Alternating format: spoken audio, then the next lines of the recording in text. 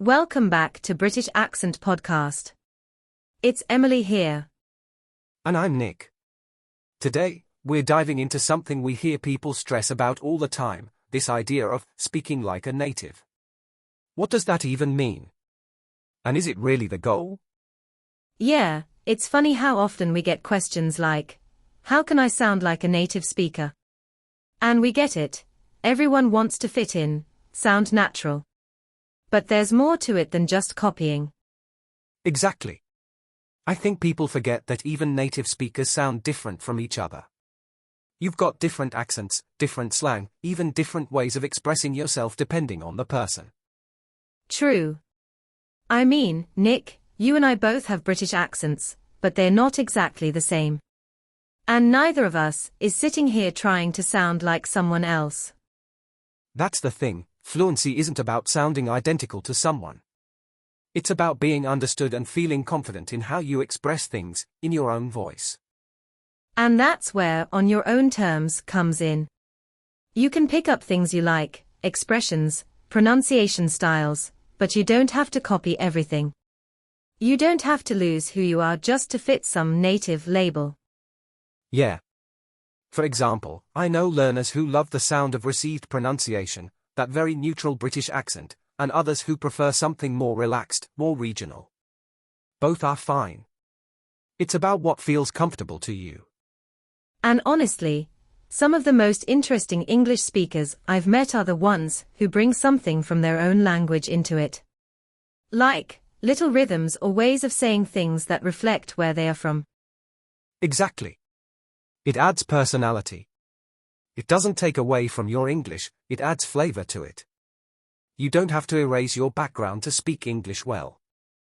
And when it comes to pronunciation, of course it's useful to work on clarity. We all want to be understood. But that doesn't mean every single vowel sound has to match perfectly with a textbook example. Right. I mean, I've lived in different parts of the UK, and honestly, I've heard so many versions of native English that it doesn't even make sense to chase just one. Same here. And even between us, sometimes you say things like can't, and I say it slightly differently. It's not a problem. It's just variety. That's a good reminder too. English is spoken all over the world. British English, American English, Australian English, even within those, there are dozens of regional variations. So really, the point isn't to speak like a native. It's to speak like yourself in English, while feeling comfortable and confident with how you sound. That's where practice comes in, of course. Listening to different accents, picking up what you like. But also letting go of this pressure to be perfect. Definitely. We'll get into some ideas on how to do that naturally, without feeling like you have to copy anyone too closely. You know what helps as well? Recording yourself. Not to criticize, but just to hear what you actually sound like in English. Because a lot of people imagine their accent is heavier than it really is. Oh, absolutely. And when you listen back, you might notice things like, oh, I actually sound clearer than I thought. Or, that part sounded natural. It's about focusing on what's already working, not just what feels off. Exactly. And when you hear native speakers, it's helpful to remember they make slips too. People repeat themselves, they pause, they say, and, you know. Real English isn't a perfect script. That's such a good point. And honestly, if you try too hard to copy one accent perfectly, it can actually make you sound less natural. You end up focusing more on the sound than the message. Yeah, it becomes performative rather than expressive. And what we really want with language is to express things, to connect. The focus should always be on that first. And something else. Don't let other people's comments get to you too much. Some learners get really self-conscious if someone points out their accent. But an accent isn't a flaw. It's just a part of your story. Definitely. In fact, I think an accent shows you're brave. It means you learned a new system, new sounds. That's something to respect. Exactly.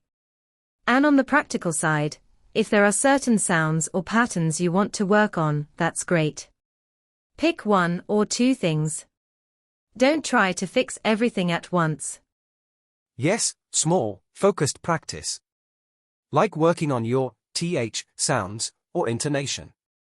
But also giving yourself room to relax in between. Language should feel alive, not like a test all the time. That balance is key.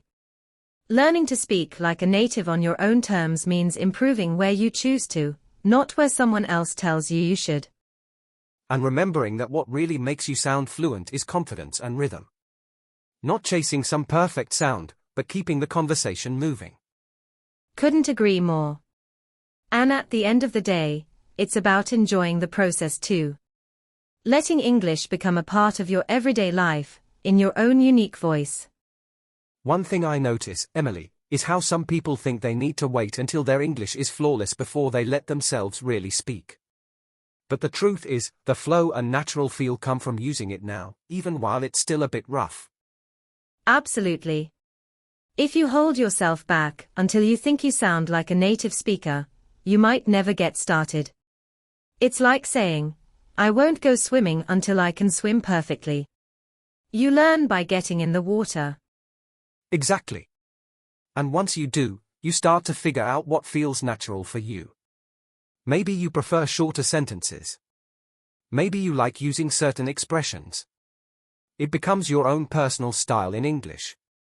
I think that's something people often overlook, style. We don't all speak in the same way, even in our first languages.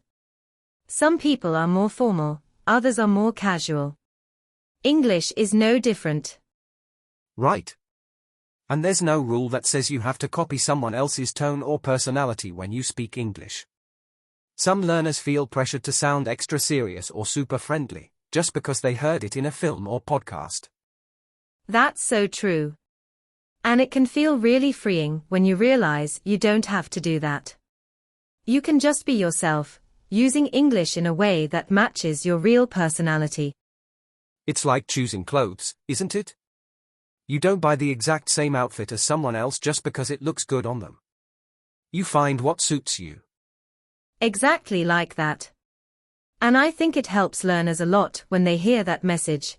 You can still sound fluent, clear, and confident without having to sound like a carbon copy of someone else.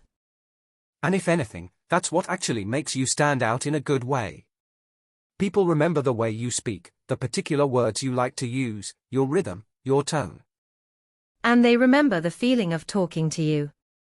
Whether it's calm, thoughtful, lively, whatever fits who you really are. So for anyone listening today, if you've been worried about sounding native, maybe give yourself permission to relax a little. It's less about matching someone else and more about growing into your own English voice. Exactly. And the more you keep speaking, the more natural that voice becomes. It just needs time and trust. Something else I've seen, especially with learners who've been studying for years, is they feel stuck between two places. Like, they don't feel quite native, but they also don't feel like a beginner anymore. That middle ground can feel uncomfortable. I know what you mean. It's like an in-between identity. You're not quite one thing or the other. But actually, I think that middle ground is where real fluency grows. Because you're choosing which parts of the language fit you best. Yes, exactly. And it's where you stop trying to impress and start focusing on expressing. That's the real shift, isn't it? When you stop thinking about, do I sound perfect, and start thinking, am I saying what I mean? That's such an important mindset change. Because in the end, language is about connection. Not about ticking boxes. And the irony is, once you let go of trying to sound like a native speaker all the time, you often end up sounding more natural.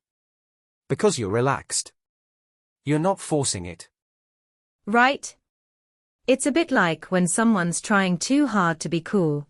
It just doesn't feel real. But when they're comfortable in themselves, that's when it clicks. Exactly. And with English, it's the same. You don't need to erase your background, your accent, or your personal style. Those things make your English yours. And I think that's something people sometimes need to hear out loud. That it's okay to sound like yourself in English. It's not failure. It's authenticity. Definitely. So instead of asking, how can I sound like a native, maybe the better question is, how can I sound like me in English? That's the real goal. Speaking like a native, but on your own terms. And part of that, Emily, is being okay with things not feeling perfect all the time. Some days you'll speak smoothly, some days your brain just won't cooperate. That's normal though, isn't it? Even in our first language, we have days where the words don't come out quite right. No one's 100% fluent every minute of the day. Exactly. I think sometimes learners forget that. They expect every conversation to feel flawless. But English isn't an exam, it's real life.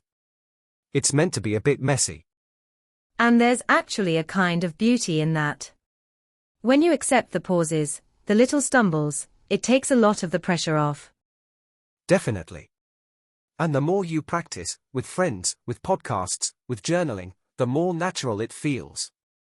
But it has to start from a place of acceptance. Right? And I think today's topic really ties into that idea. Speak like a native, but on your own terms. Don't let it become a cage. Let it be a guide, not a rulebook. That's well put. I'd say, take what inspires you from native speakers, rhythm, expressions, pronunciation patterns, but filter it through your own personality. Exactly. And in the end, that's what makes English feel alive for you. It's not just about sounding right, it's about feeling right in the way you use it. Couldn't agree more.